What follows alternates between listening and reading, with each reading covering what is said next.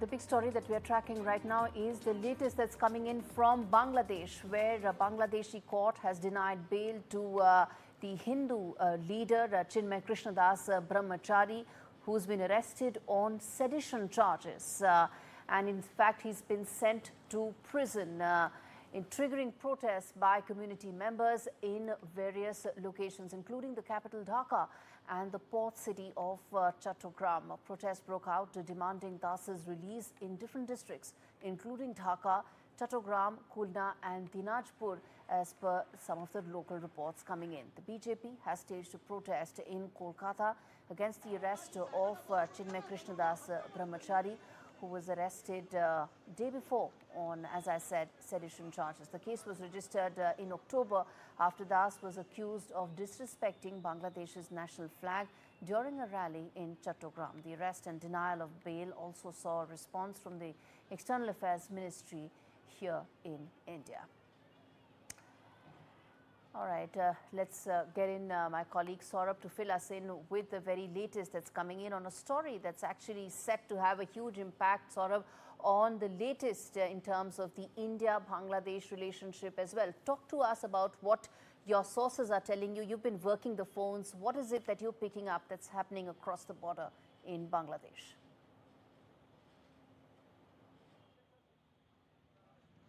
Well, one of the things that is extremely difficult is also because very little is actually coming out, but there are videos in the public domain that show that there have been continuing attacks on the minority community, predominantly the Hindu community in Bangladesh. And the arrest of Chinmoy Krishna Das Brahmachari, who was organizing and uniting minorities, has led to protests from the minority community. Yesterday there was a crackdown when Chinmoy Krishna Das was being led out of the courthouse and being taken to prison.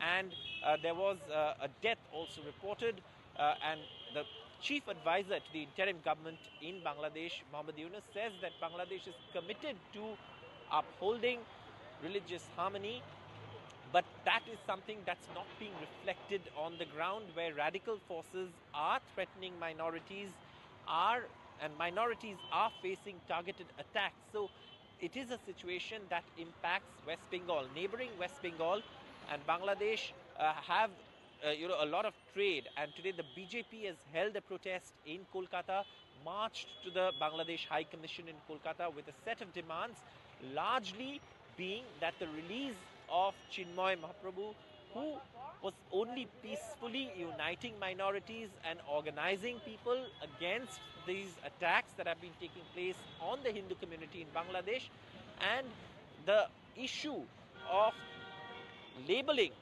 Iskcon as a fundamentalist organization is something that has caused a lot of outrage, because just a few months ago, when there were floods in Bangladesh, the organization of Iskcon was a leading sort of relief provider, doing relief work in the flood-affected districts. And what Shubhendu Adhikari, the leader of opposition in West Bengal, said was that at that time no one called the Iskcon a fundamentalist body, because they were working for everyone, all Bangladeshis, irrespective of community. So that has led to a lot of outrage as well. In fact, Saurabh, that's exactly what I was coming to, which is that the fact is this must have really caused a lot of shock and dismay to the community in Bangladesh, the fact that Iskcon has been labelled as a fundamentalist and the fact that the charges are as serious as sedition.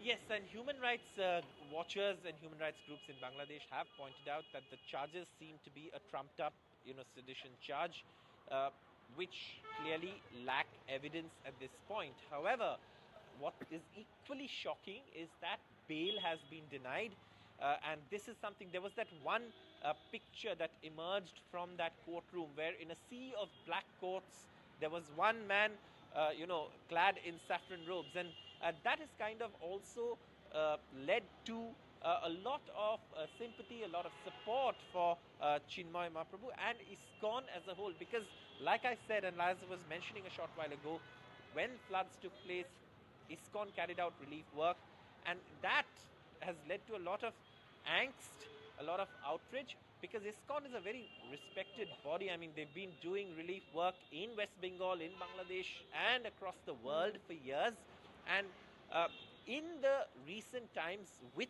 the number of Yes. attacks on the minority community, predominantly, like I said, the Hindu community growing, they had also taken on the role of organizing a movement demanding safety and security of minorities. And that is when these calls of acting against Iskcon or calling them fundamentalists, labeling them fundamentalists, came about in Bangladesh.